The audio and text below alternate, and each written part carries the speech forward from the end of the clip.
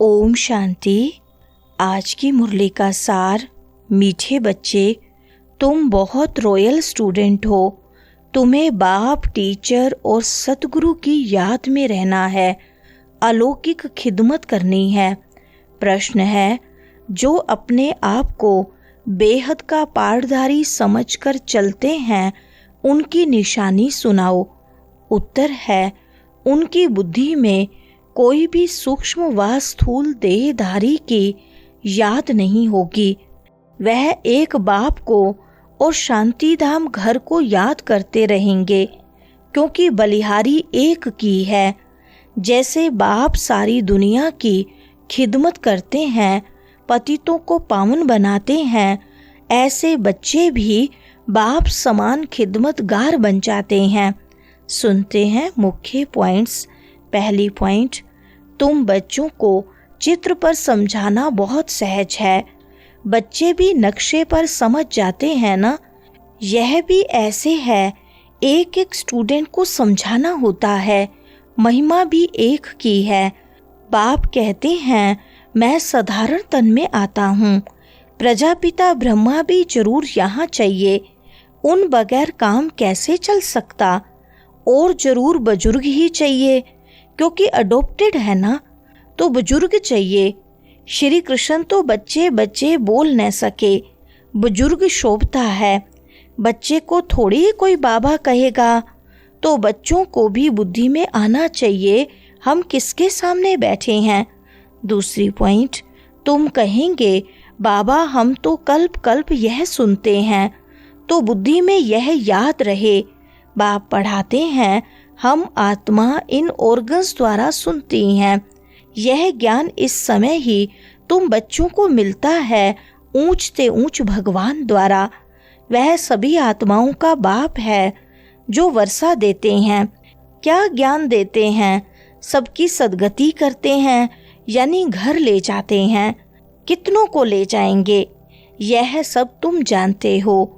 मच्छरों सदृश सभी आत्माओं को जाना है। तीसरी पॉइंट, बलिहारी है ही एक की, उनको ही प्रभु ईश्वर कहते हैं। यह भी कहते हैं, बाकी सब सूक्ष्म व स्थूल देहधारियों को भूल जाओ। तुम शांति धाम के रहने वाले हो। तुम हो बेहद के पाठधारी। दुनिया भर में किसको पता नहीं है, यहाँ जो आते हैं वह समझते जाते हैं और बाप की सर्विस में आते जाते हैं। ईश्वरीय खिदमतगार ठहरे ना। बाप भी आए हैं खिदमत करने, पतितों को पावन बनाने की खिदमत करते हैं। राज्य गवाकर फिर जब दुखी होते हैं तो बाप को बुलाते हैं। जिसने राज्य दिया है उनको ही बुलाएंगे। चौथी पॉइंट, तुम बच्चे हो सच्चे सच्चे खुदाई खिदमतगार। बाबा सच्चा खुदाई खिदमतगार उसे कहते हैं, जो कम से कम 8 घंटा आत्माभिमानी रहने का पुरुषार्थ करते हैं। कोई कर्म बंधन न रहे, तब खिदमतगार बन सकते हो और कर्मातीत अवस्था हो सकती है। नर से नारायण बनना है तो कर्मातीत अवस्था जरूर चाहिए। कर्म बंधन होगा तो सजा खानी पड़ेगी। बच्चे खुद समझते हैं। याद की मेहनत बड़ी कड़ी है, युक्ति बहुत सहज है। सिर्फ बाप को याद करना है। भारत का प्राचीन योग मशहूर है। योग के लिए ही नॉलेज है, जो बाप आकर सिखलाते हैं। 5वें पॉइंट, श्री कृष्ण कोई योग थोड़े सिखलाते हैं। श्री कृष्ण को फिर सवदर्शन चक्र दे दिया है। वह भी चित्र कितना रोंग है। अभी तुमको कोई चित्र आदि भी याद नहीं करना है। सब कुछ भूलो, कोई में बुद्धि न जाए। लाइन क्लियर चाहिए। यह है पढ़ाई का समय। दुनिया को भूल अपने को आत्मा समझ और बाप को याद करना है, तब ही पाप नाश होंगे। बाप कहते हैं, तुम ऑल राउंडर हो। वह होते हैं हद के एक्टर्स, तुम हो बेहद के। अभी तुम समझते हो, हमने अनेक बार पार्ट बजाया है। अनेक बार तुम बेहद के मालिक बनते हो। छठी पॉइंट, कल्प पहले जो आए होंगे वह आते रहेंगे। जो कुछ भी पास्ट हुआ ड्रामा, इसमें जरा भी फर्क नहीं। फिर पुरुषार्थ का ख्याल रखना है। ऐसे नहीं ड्रामा अनुसार हमारा कम पुरुषार्थ चलता है, फिर तो पद भी बहुत कम हो पड़ेगा। पुरुषार्थ को तेज करना चाहिए, ड्रामा पर छोड़ नहीं देना है। अपने चार्ट को देखते रहो, बढ़ाते रहो, नोट रखो। हमारा चार्ट बढ़ता जाता है, कम तो नहीं होता है। बहुत खबरदारी चाहिए। यहाँ तुम्हारा है ब्राह्मणों का संग, बाहर में सभी है कुसंग। वह सभी उल्टा ही सुनाते हैं। अब बाप तुमको कुसंग से निकालते हैं। 7वीं पॉइंट, मनुष्यों ने कुसंग में आकर अपना रहन सहन, अपनी पहरवाइश आदि सब बदल दी है। देश वेश ही बदल दिया है। यह भी जैसे अपने धर्म की इंसल्ट की है। देखो कैसे कैसे बाल बनाते हैं, देह अभिमान हो जाता है। 100-150 रुपए देते हैं सिर्फ बाल बनाने के लिए। इसको कहा जाता है अति देह अभिमान।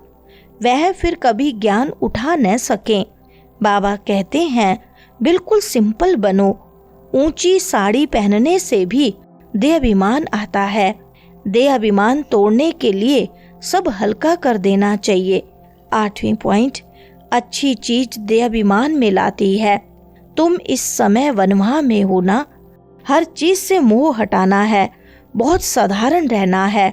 शादी आदि में भल रंगीन कपड़े आदि पहनकर जाओ। तोड़ निभाने अर्थ पहना, फिर घर में आकर उतार दिया। तुमको तो वाणी से परे जाना है। वानप्रस्थी सफेद पोश में होते हैं। तुम एक एक छोटे बड़े सब वानप्रस्थी हो। छोटे बच्चों को भी शिव बाबा की ही याद दिलानी है। इसमें ही कल्याण है। बस हमको अभी जाना है शिव बाबा के पास। 9वीं पॉइंट, हम अब उस दुनिया में जाते हैं। तब तो बच्चे कहते हैं हम नर से नारायण बनते हैं।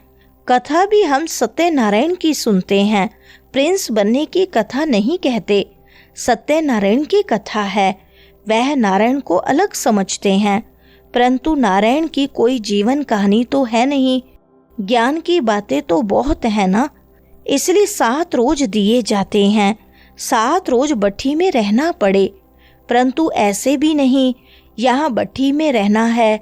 ऐसे तो फिर भट्ठी का बहाना कर बहुत ढेर आ जाएं। 10वीं पॉइंट, यहाँ तुम बच्चों को भी मेहनत करनी है, याद में रह सतो प्रधान बनने की। वहाँ तो सारा दिन काम धंधे में रहते हो। ऐसे भी बहुत होते हैं जो धंधा धोरी करते फिर पढ़ते भी हैं जास्ती अच्छी नौकरी करने के लिए। यहाँ भी तुम पढ़ते हो तो टीचर को याद करना पड़े जो पढ़ाते हैं। अच्छा, टीचर समझकर ही याद करो तो भी तीनों ही इकट्ठे याद आ जाते हैं। बाप टीचर गुरु तुम्हारे लिए बहुत सहज है तो झट याद आने चाहिए। 11वीं पॉइंट, तुम ब्राह्मणों का अलौकिक धर्म है श्रीमत पर अलौकिक सेवा में तत्पर रहना। यह भी मनुष्यों को पता पड़ जाएगा कि तुम श्रीमत पर कितना ऊंच काम कर रहे हो। तुम्हारी जैसी अलौकिक सर्विस कोई कर न सके। तुम ब्राह्मण धर्म वाले ही ऐसा कर्म करते हो तो ऐसे कर्म में लग जाना चाहिए, इसमें ही बिजी रहना चाहिए। बाप भी बिजी रहते हैं ना। तुम राजधानी स्थापन कर रहे हो, वह तो पंचायत मिलकर सिर्फ पालना करती रहती है। यहाँ तुम गुप्त वेश में क्या कर रहे हो? वरदान है विशाल बुद्धि विशाल दिल से अपनेपन की अनुभूति कराने वाले मास्टर रचयिता भव। विस्तार है, मास्टर रचयिता की पहली रचना यह देह है। जो इस देह के मालिकपन में संपूर्ण सफलता प्राप्त कर लेते हैं, वे अपने स्नेह व संपर्क द्वारा सर्व को अपनेपन का अनुभव कराते हैं। उस आत्मा के संपर्क से सुख की, दातापन की, शांति, प्रेम, आनंद, सहयोग, हिम्मत, उत्साह, उमंग किसी न किसी विशेषता की अनुभूति होती है।